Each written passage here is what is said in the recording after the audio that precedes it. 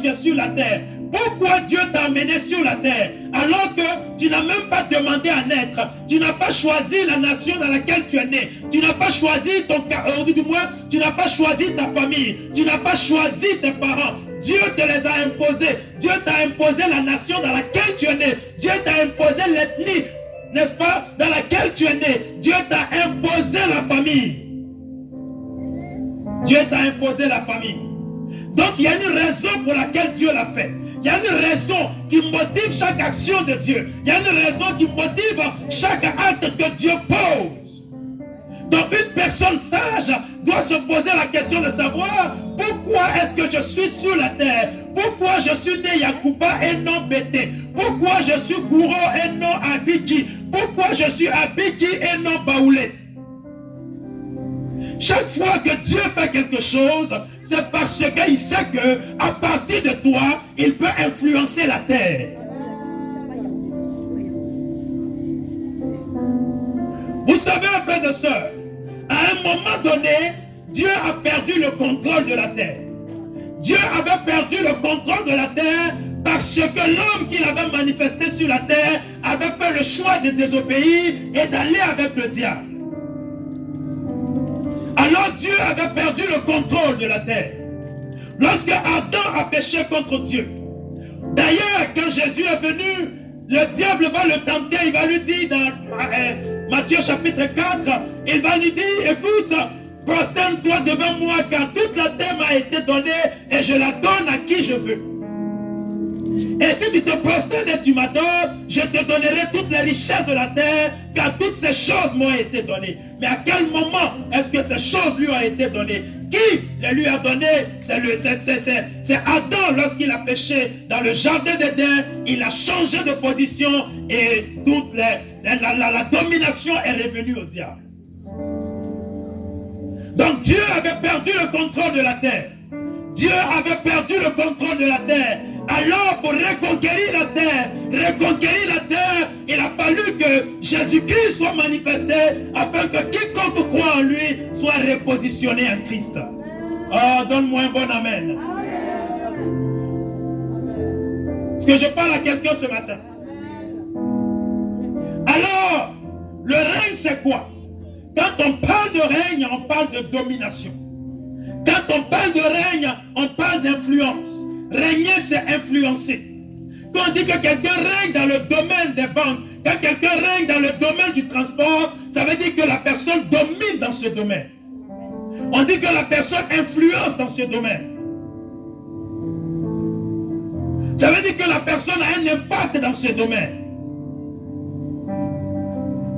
On dit non, cette personne-là est une personne qui règne dans le domaine de l'agriculture, dans le domaine du café, du cacao, dans le domaine de l'or. Ça veut dire que cette personne-là est une personne qui domine, n'est-ce pas, qui influence dans ce domaine. Voyez donc, pourquoi l'homme doit dominer? Parce que Dieu lui a donné un mandat de domination. Parce que Dieu a créé l'homme avec le mandat de domination. Donc toute personne qui ne domine pas est en train de pécher contre Dieu. Toute personne qui n'influence pas sa génération, toute personne qui meurt anonyme est une personne qui a péché contre Dieu. L'intention de Dieu en créant l'homme, ce n'est pas que tu meurs anonyme. L'intention de Dieu en créant l'homme, ce n'est pas que tu sois inutile. Non, Dieu t'a créé pour influencer la terre. Dieu t'a créé pour influencer ta famille. Dieu t'a créé pour apporter quelque chose à la société. C'est pourquoi il dit qu'on n'allume pas une lampe pour la cacher. On n'allume pas une lampe pour la mettre sous le boisseau, mais on la met sur le chandelier pour qu'elle puisse éclairer tout le monde. Donc tu as été créé par Dieu, tu as reçu la lumière de Dieu pour que tu puisses influencer les autres, que tu puisses éclairer les autres. Donc toute personne qui n'est pas dans cette dynamique-là est en train de pécher contre Dieu. Toute personne qui n'est pas dans cette dynamique est en train d'attrister l'Esprit de Dieu. Donc tu n'es pas sur la terre pour la tiéké, pour le hamburger, pour le garba. Tu n'es pas sur la terre pour manger, pour boire. Ce n'est pas pour ça. Ce n'est pas pour ça. Et d'ailleurs, il y a des personnes qui disent, oh, je vais me marier parce que je mange très mal, je ne mange que je dis à l'autre, donc je vais me marier. Non, on ne se marie pas pour manger. On ne se marie pas pour manger, mes frères. Ce n'est pas pour que la femme prépare que tu la maries. Vous vous mariez pour accomplir le plan de Dieu. Oh, donnez-moi un amen ce matin.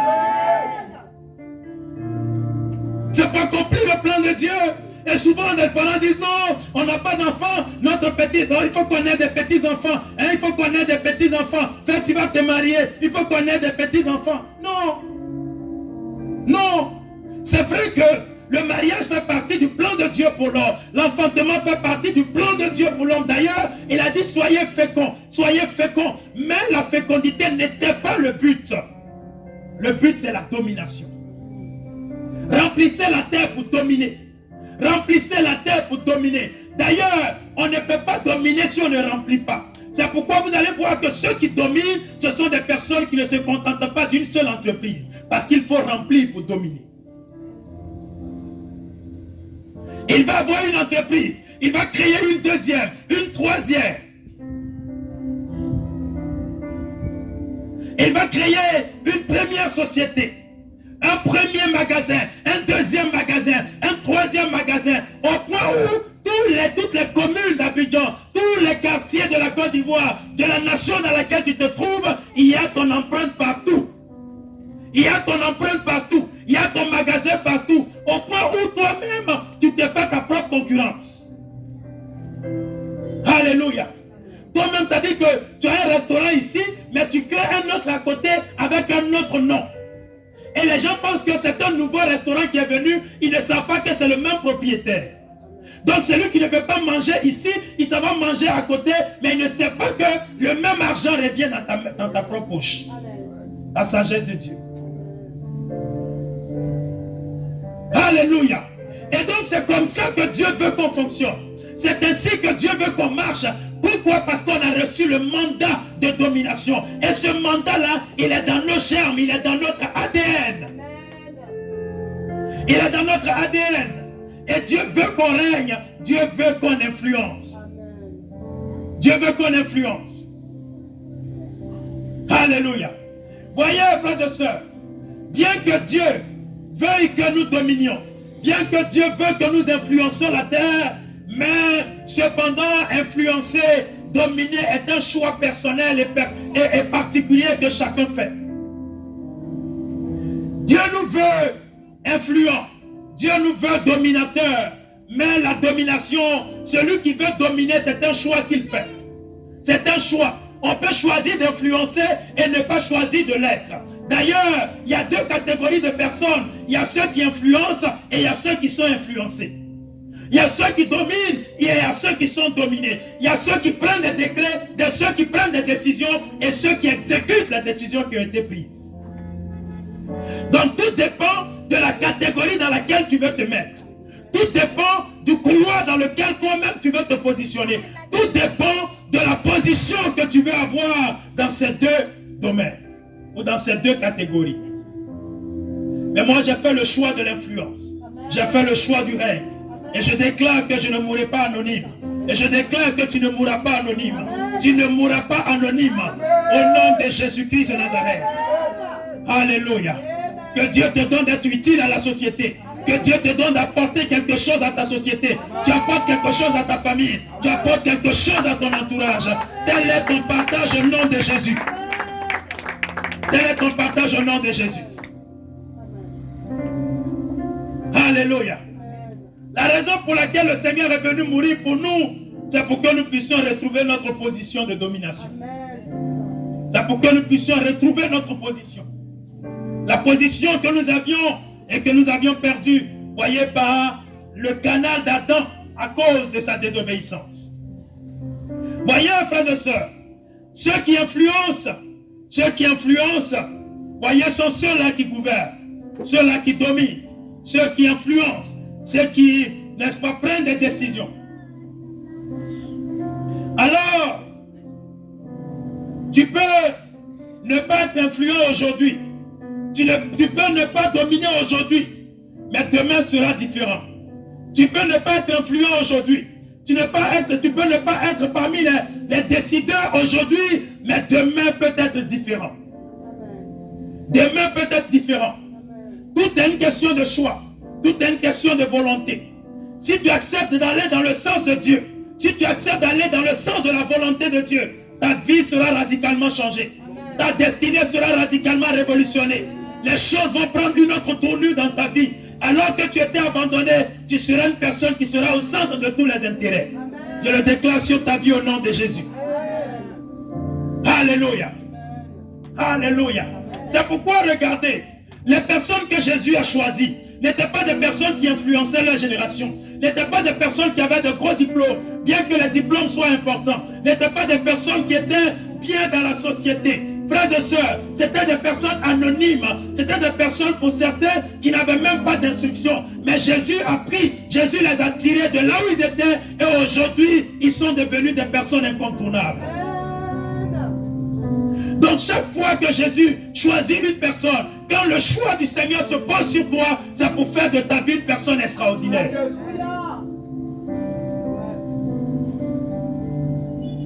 C'est pourquoi, quand on accepte l'appel de Dieu, on fait le choix, n'est-ce pas, de la grandeur.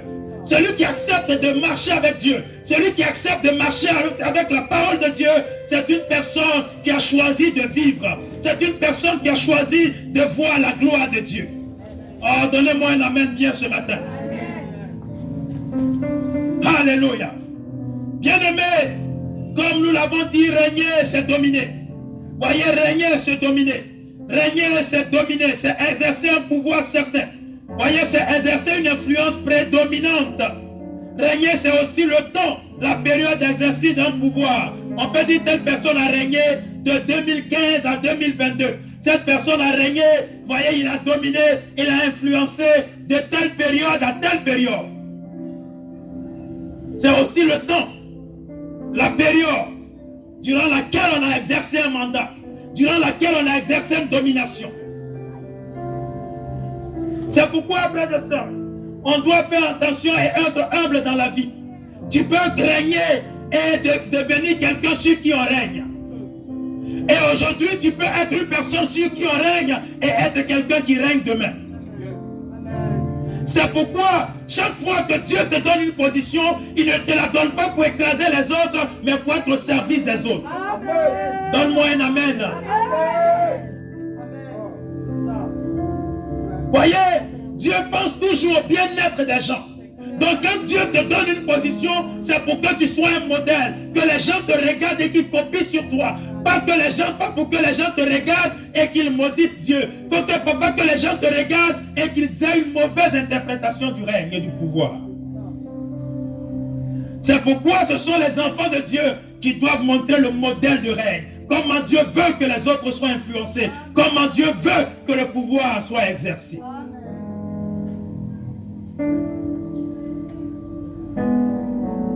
Voyez donc, c'est très important mes frères. C'est très important. Le secteur dans lequel tu exerces, le domaine dans lequel tu es, le domaine dans lequel Dieu t'a appelé, tu dois régner dans ce domaine. Tu dois influencer dans ce domaine. Alléluia. Beaucoup de personnes font le commerce, mais toi, dans ton domaine, tu dois exercer. Dans ton domaine, tu dois influencer. Dans ton domaine, tu dois faire de l'impact. Alléluia. Tout le monde peut faire la même chose, mais toi, tu dois être différent. Toi, tu dois être différent. C'est pourquoi la Bible dit, faites tout comme servant le Seigneur. Faites tout comme servant le Seigneur. Il y a beaucoup de personnes qui se servent du pouvoir pour se venger, qui se servent d'une position pour se venger, qui se servent d'une position pour se faire voir, pour écraser les autres. Frères et sœurs, aussi longtemps que tu vas te servir de ta position pour écraser les autres, pour piétiner les autres, tu perdras ce pouvoir. Tu perdras cette influence. C'est pourquoi, frères et sœurs, chaque fois que Dieu nous met à une position élevée, c'est de notre responsabilité de nous maintenir à cette position.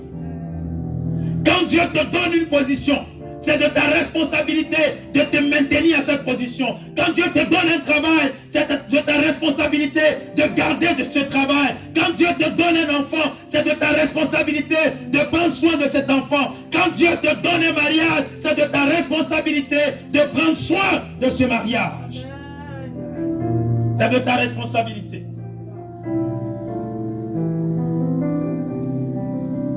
Et quand Dieu t'a donné quelque chose, ce ne sont pas, n'est-ce pas, ce n'est pas avec le caractère de l'ennemi que tu vas entretenir ce que Dieu t'a donné. Non, quand Dieu te donne quelque chose, c'est avec son cœur, ses vertus que tu peux entretenir ce que Dieu t'a donné.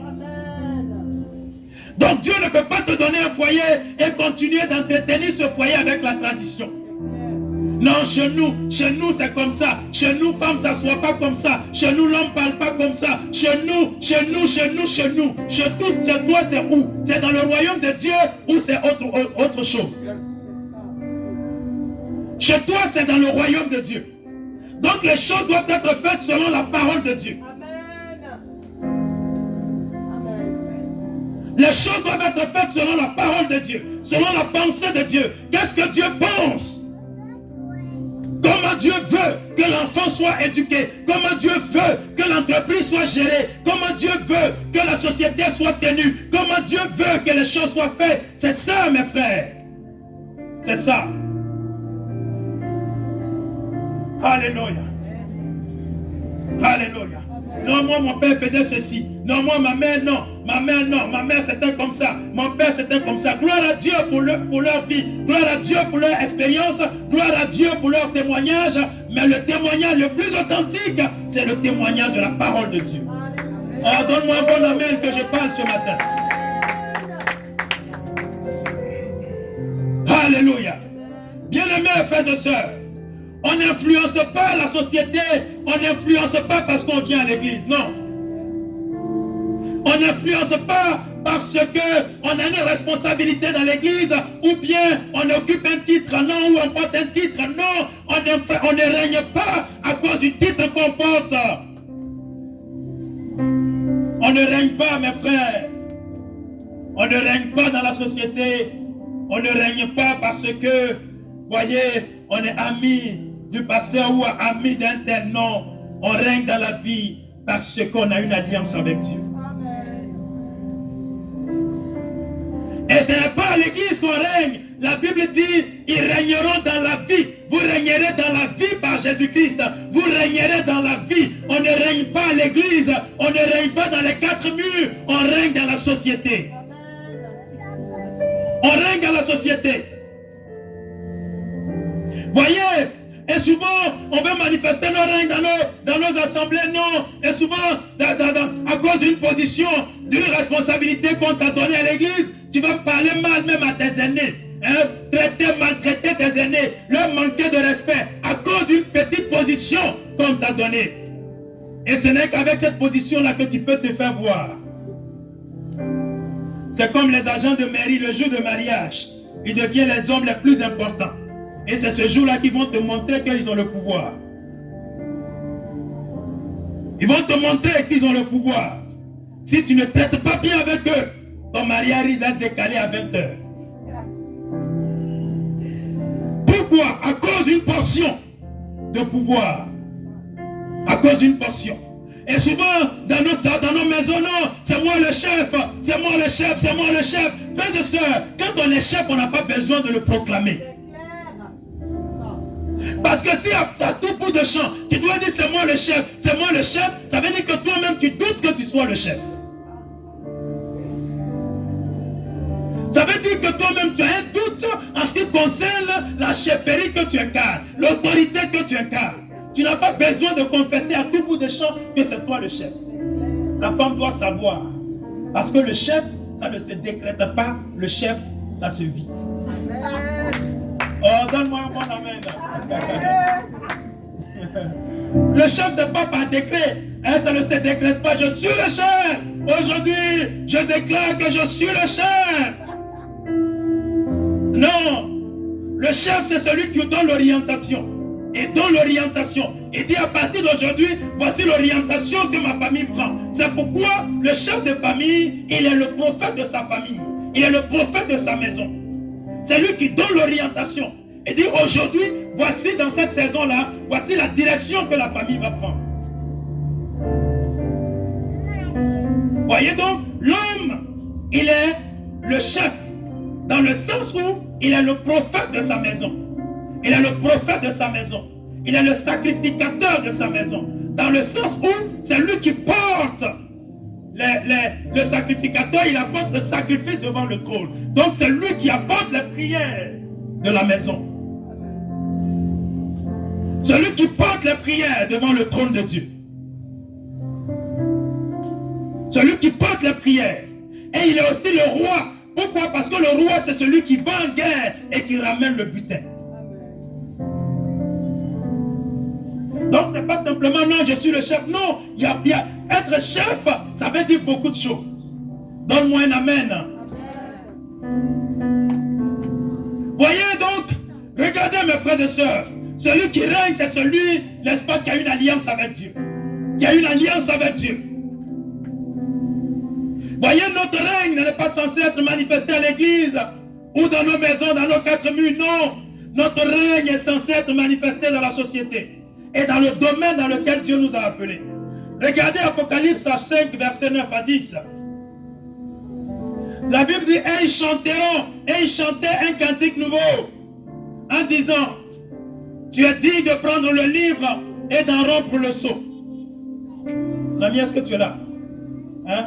J'aime pas cette position, je veux que tu sois, voilà. Parce que souvent dans les vidéos, on te voit soit comme ça, soit... Non, prends une position, voilà, qui démontre que tu es en train de suivre le message et que ça rentre. Voilà. Donnez-moi un amen bien. Apocalypse 5, verset 9 à 10.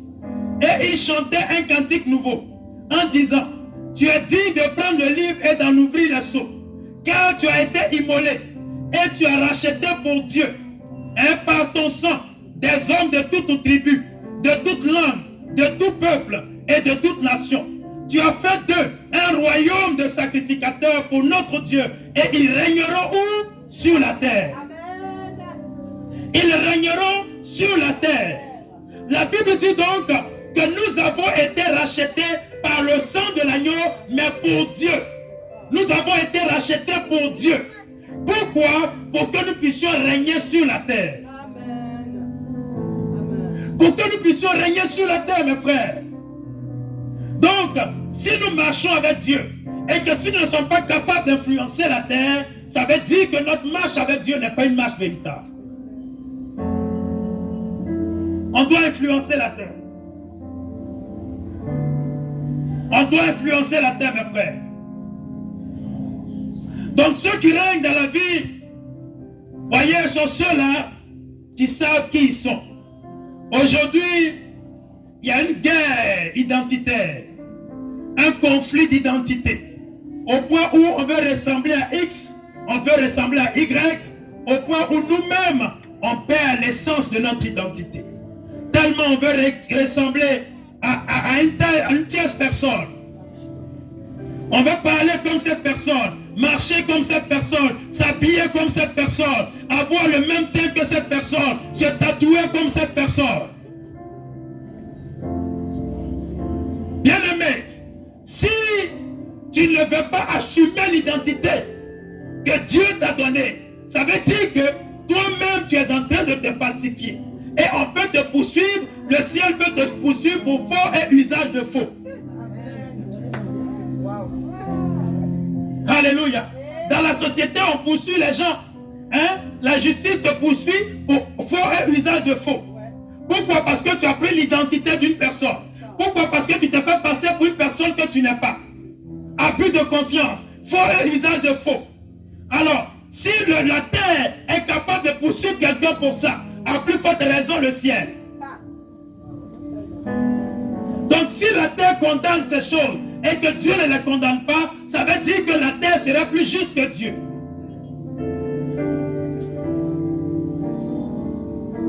Donc regardez, frères et sœurs, ceux qui influencent sont ceux-là qui ont conscience de leur identité, qui acceptent ce que Dieu dit qu'ils sont, qui acceptent ce que Dieu dit qu'ils sont. Donc si Dieu te dit que tu es béni, il faut confesser que je suis béni.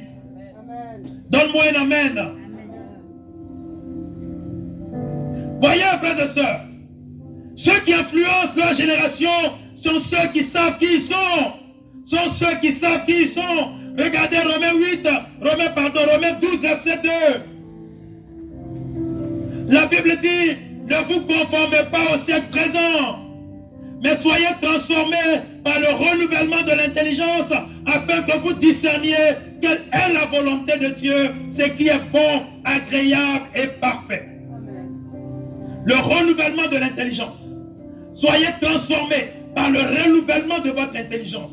C'est-à-dire qu'avant, tel que tu pensais, si tu pensais que tu étais venu accompagner les autres, si tu pensais que tu n'étais rien, si tu pensais que tu ne pouvais rien apporter, Dieu dit qu'il faut qu'il y ait un changement de mentalité.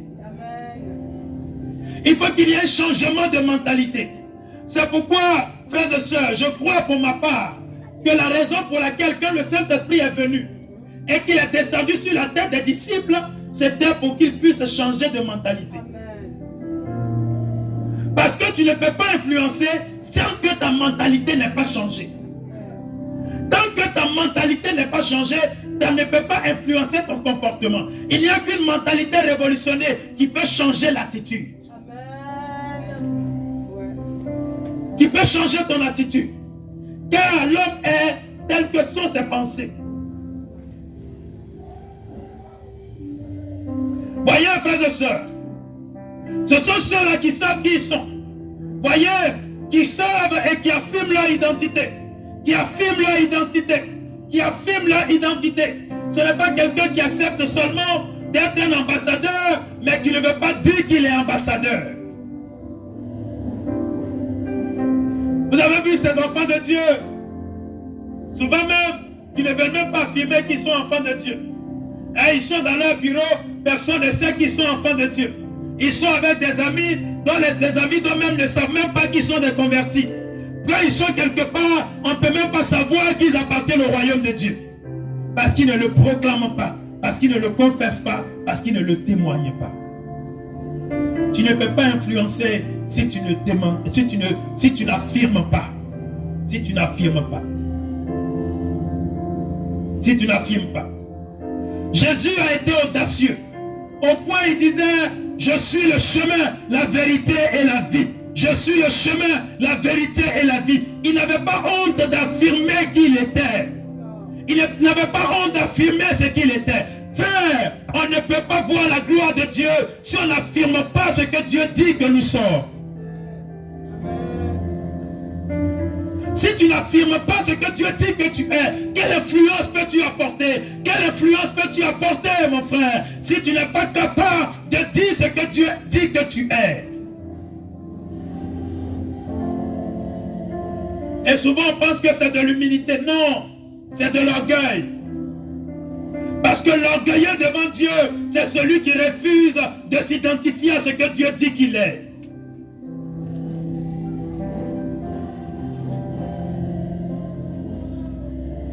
Voyez, frères et sœurs, ceux qui influencent la société, qui influencent leur génération, ce sont ceux-là également qui ont une relation avec le Créateur. Qui ont une relation avec le Créateur. Qui ont une alliance avec le Créateur. Frère, quelqu'un ne peut pas te manifester sur la terre et vouloir réussir sans lui. Vouloir réussir sans lui. Ça serait, excusez-moi, insensé de penser qu'on peut réussir sans Dieu. Voyez, frères et sœurs, la réussite, ce n'est pas le fait d'avoir beaucoup d'argent. La réussite, ce n'est pas se marier et avoir des enfants.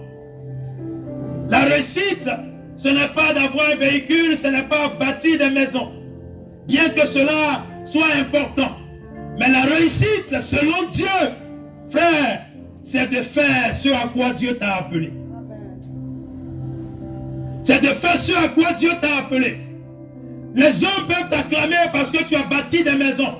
Les hommes peuvent t'acclamer parce que tu as beaucoup d'argent. Les hommes peuvent t'acclamer parce que tu t'es marié, parce que tu as des enfants, parce que tu as bâti des maisons. Les hommes peuvent t'acclamer parce que pour eux tu auras réussi. Mais pour Dieu, tu serais passé à côté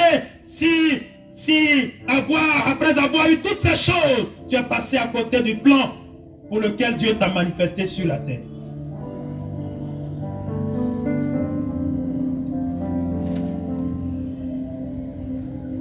Avoir l'argent et à bâtir des maisons, ça fait partie.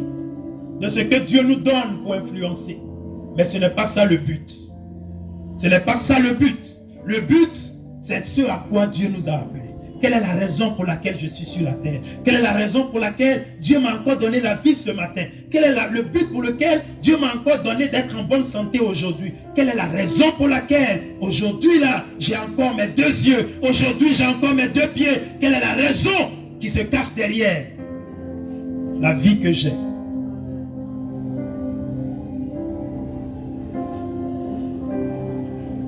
Le règne, mes frères. Le règne. Le règne. Le règne est pour ceux-là qui ont une longueur d'avance sur les autres. Tu ne peux pas régner si tu n'as pas une longueur d'avance sur les autres. Une longueur d'avance sur les autres. Si tu dors au même moment que tout le monde, tu te réveilles au même moment que tout le monde, tu auras les mêmes problèmes que tout le monde. Ceux qui influencent sont ceux qui ont une longueur d'avance sur les autres. Tu es debout quand tout le monde dort. Et tu dors quand tout le monde. Voyez, tout le monde est debout. Parce que, écoutez-moi très bien. Quand tu es debout quand tout le monde dort, tu auras la solution des gens quand ils seront réveillés. Tu auras la solution à leurs problèmes quand ils seront réveillés. Parce que tu es resté éveillé quand eux ils étaient endormis. Donc ceux qui influencent la terre, mes frères, ce ne sont pas ceux qui passent leur temps à dormir et à manger. Alors, tu ne peux pas dire à Dieu, Seigneur, accorde-moi du travail, Seigneur, donne-moi du travail. Et puis, à l'heure où tu dois aller chercher du travail, tu es encore dans les vélodromes, tu es encore dans les délits de boisson, tu es encore dans les coins de cigarettes ou de loto. Non, va chercher du travail, car la prière que tu as adressée à Dieu t'attend sur le terrain pour s'exécuter.